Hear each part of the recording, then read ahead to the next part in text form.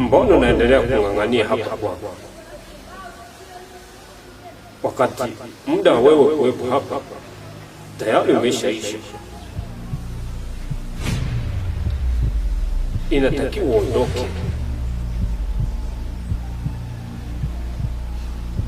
Sasa nisikilize, unayo machaguo mawili: uondoke hapa au ufanye ninachokitaka.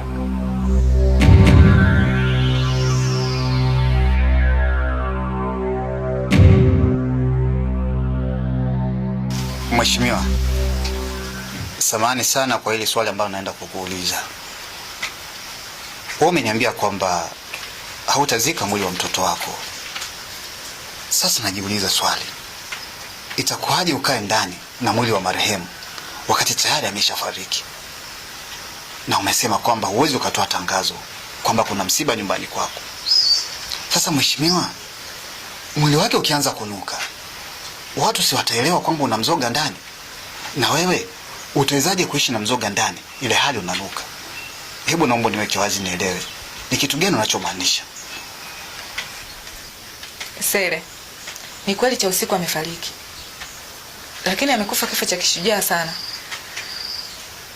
Sasa nataka niutumie mwili wake, na muda si mrefu atarudi kuwa hai. Mheshimiwa, ni kitu gani